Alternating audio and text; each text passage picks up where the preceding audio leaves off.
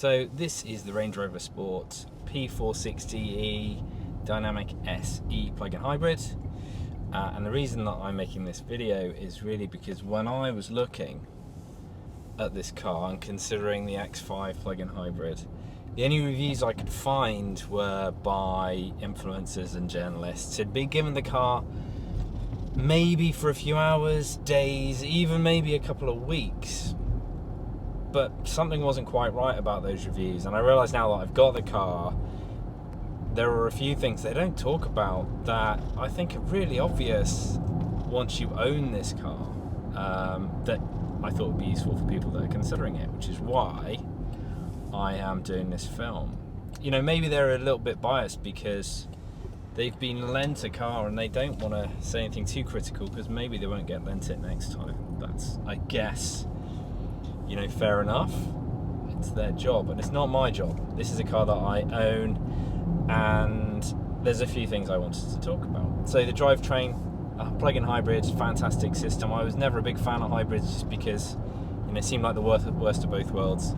Pulling around a load of batteries when you're running on petrol, pulling around an engine when you're running on electric, not very efficient. And this isn't even close to as efficient as my Tesla was.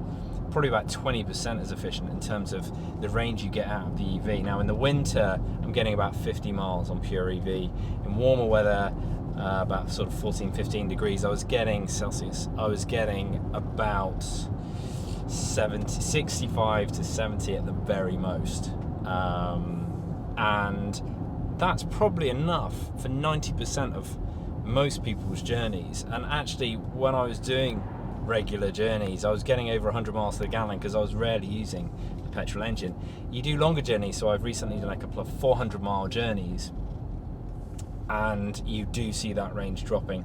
I think I get about 27, 28 miles to the gallon out of the petrol engine when I am using it, which isn't too bad considering this is a 2.7 ton car. In terms of driving it though, it's seamless. You can't tell when it switches between electric and petrol. The only time it's slightly less composed is maybe in slow traffic, and that's just the gearbox. ZF gearbox, I think, which is very good. I've used it in many cars and it is great, but it does just clunk a little bit sometimes. That doesn't seem to be anything to do with the EV petrol kind of hybrid side of it though. That is seamless, and the car's very quiet, extremely quiet in EV obviously, but even quieter you know, when you're kind of driving along on these sort of slower A roads, to the point where it's the air conditioning that's noisy. It whistles, and that's really frustrating on a £100,000 car. I don't understand why they couldn't get that right,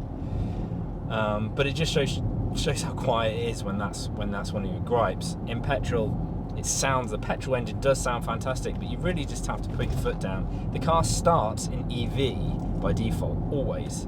And so if you want it in hybrid, you have to select that. And it will stay in EV, even if you put your foot down and make an overtake. Unless you floor it for a good few seconds, it will stay in EV, which I think is quite good. But if you put it in hybrid, then it's fast. It is a quick car in hybrid, and it sounds good. So the trouble is though, again, it's the touchscreen system. It's not easy. If I floor it now, there you go. I don't know if you could hear that, but it does sound nice, and it, you know, it's something that, you know, I did miss a little bit with my EV.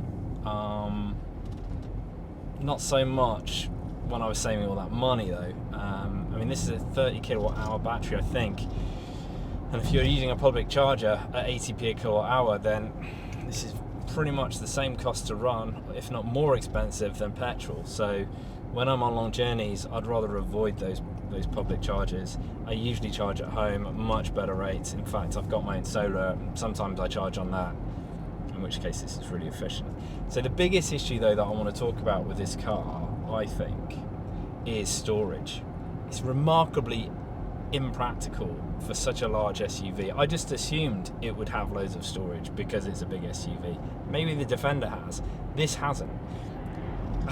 I can't get into the door bins. When the door's closed, you can't reach your hand into the door bins. They're about average size, similar to they were in my Tesla Model 3. But you can't get into them, so they're useless when you're driving along. I just don't understand that.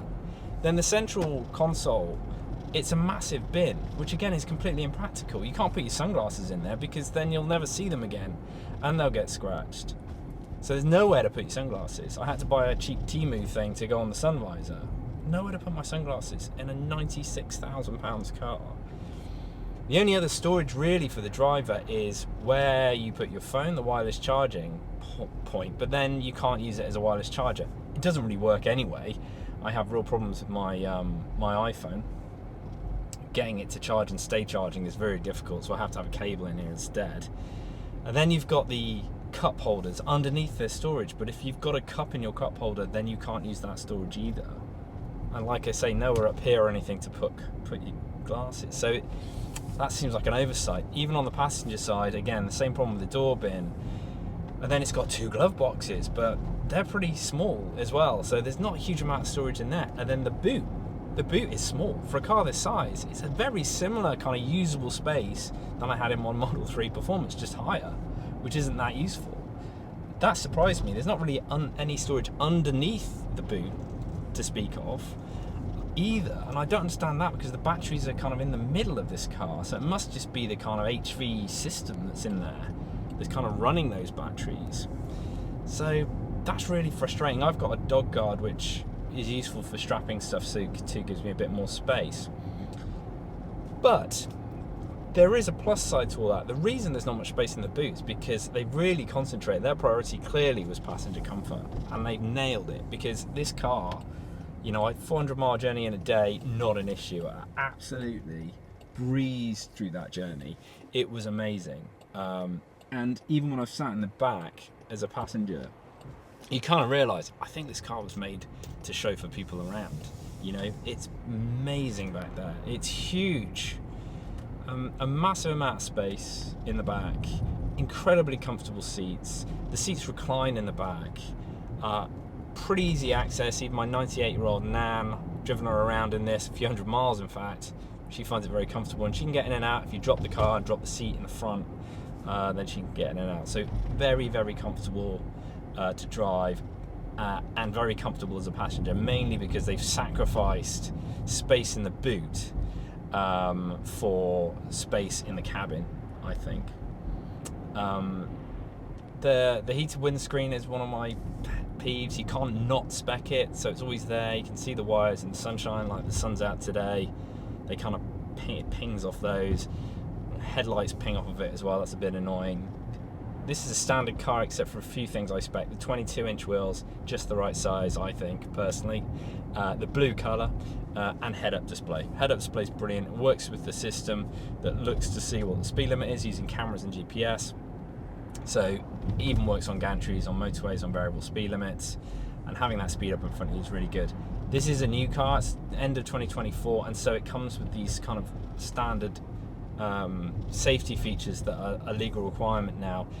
You can switch it off. It takes a few clicks, but essentially what it means is it will, dude, which way are you going? It will ping if you break a speed limit. So if you've got a few points on your license, or you've been on a speed awareness course recently through no fault of your own, then that ping is very useful, just if you're in a space you don't know, or the speed limit's changed on the gantry on a motorway and you haven't noticed, whatever it might be. Just those pings do keep you a little bit slower. The cruise control is fantastic. It's better than it was on my Tesla. I didn't have full self-drive on the Tesla. I had autopilot, but I had lots of phantom braking, and it was a huge pain. This holds the lane for you. Obviously, it's got radar cruise, so it keeps the distance from the driver in the front. It allows you to change lanes when you indicate, which the Tesla didn't let you do. You had to disengage the system, change lanes, and re-engage it. This is a very smooth, very reliable system. The only issues you have is sometimes it doesn't get the speed limit right, which is a bit of a pain sometimes.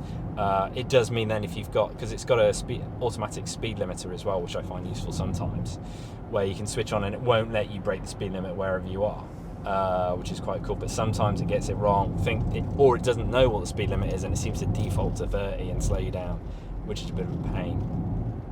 So you got to think about that as well. Other issue, you know, when I bought a Range Rover, everyone said to me, well, I hope you get AA cover and won't it get stolen? two genuine concerns. Now, when I first started looking at this car, insurance was going to be £3,000. I looked 3 months later, and the insurance had come down to £1,000, pretty much more less than I was paying on my Tesla, because apparently Land Rover have done lots of work with the insurance companies and police. I don't know how much of that I buy, but I do believe this model is less nickable than the previous model. I probably jinxed myself there. I mean, I do have a steering wheel lock that I use if I'm leaving it in car parks for a long time, overnight or whatever. But it also has a Guardian mode that you can switch on with the app, and it will warn you if someone opens it or starts it. So insurance is cheaper now. The car itself was cheaper, so this car is cheaper than an X5 for me, especially taking into account benefit in kind being cheaper because of the range on this. So that's definitely worth thinking about. On the breakdown side of it, yes, I got a Puncture. I took it to a Land Rover dealer because I have maintenance and it's leased through Land Rover, and they said, I'm sorry, we can't do anything with the tyres. I literally sort of edged into the Land Rover dealer to get help because my car was completely flat, and they said, sorry, you have to take it to Quick Quit because it's through Lex. And I phoned Quick Fit. They didn't have any of the tyres, so I pressed the rescue button on the car, and they said, we can send someone out. Where are you? And I said, at a Land Rover dealer. And they said, we can't send Land Rover Assist to a Land Rover dealer, which surprised me. So I said, well, they said you will have to drive it out of the dealership and then we'll send someone. And I said, okay, well, if you cover any damage to the wheel, because my tyre is completely flat now, then I'll do that. After a short time on hold, they came back and said, actually, we will send someone to the Land Rover dealer. And they did, and they plugged the tyre. Because believe it or not, the Ranger Rover Sport does not come with a spare.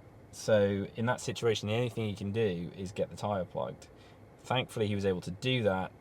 Lovely guy, arrived in 20 minutes, drove home, phoned a load of Quick Fits, and none of them had my tyres. And I had to wait 2 days. And those tyres are £430 each. So beware, if you get a Puncture and you're a long way from home, it could be an issue, and that's a bit annoying and frustrating and something really to watch out for. Overall though, I think, it's a great car. I'm very happy with it. The infotainment system is good. The touchscreen's a bit of a pain sometimes. It's okay. It would have been better to have physical buttons for the climate control and seats. You have to press a few buttons, and it's confusing for passengers sometimes just how to switch their heated seat on. That's a bit frustrating. But the CarPlay, Apple CarPlay, is very good. It connects to my iPhone seamlessly every single time I get in, over 4,000 miles, and I've never had an issue with it, and that's very good. Really impressed with that. The comfort, like I say, is kind of amazing. The drive is very good. You can put it in dynamic mode, it makes a better noise. It's a little bit stiffer, but for most drivers, I would say you won't notice much of a difference driving on A and B roads. I'm sure the motoring journalists, like I say, will tell you all about the details of that, but as an average driver, I think especially if you're driving a hybrid and trying to save a little bit of money on fuel, you're probably going to leave it in comfort or auto all the time. It's been great in the snow, so it is a great car. I was worried about the 2.7 tons and what issues that might cause me in the snow, and sure enough, on ice it is a little bit scary, but certainly on a snowy road it's been very good. It has mud and snow tyres as standard, which is another advantage over the X5 in my opinion. Again, it depends how you drive and where you drive, but I live about 1,000 feet above sea level. We get a lot of snow. I live up a track, so again, I think I can justify having this car. And the surround cameras are very good. They help you park. It means you can park it in places that maybe look a little bit small. The rear camera's got a washer on it, which is very useful, but doesn't always work. It would be better if it hid itself, like in the Mercedes or VWs. I don't understand why they don't do that. The cup holders, they fit with most cups. The ones in the back, you can't really get the big Stanley cups in, and I would imagine a lot of people in the back of a Range Rover will have those kinds of things. So again, feels like it's the kind of thing that didn't really test that well. But apart from that, yeah, I'd recommend this car. If I've missed anything, please comment in the comments section, and I'll answer any questions I can. Hopefully it's been useful. one last thing. The lock buttons are in a stupid place. If you get into this car at night and you want to lock the car quickly, the lock buttons aren't in the centre anywhere. They're down on the door and not lit at night when you first get in. So you're kind of scrabbling around trying to lock the door quickly, and it's not easy to find. Another design flaw I think that they'll need to fix in the facelift, and something I just really can't understand. Anyway, hope it's useful. Hopefully you'll decide to buy one of these and enjoy it. I certainly do. I'm very grateful, very lucky to have this car. I really appreciate driving it. Hopefully you'll enjoy driving it as much as I do.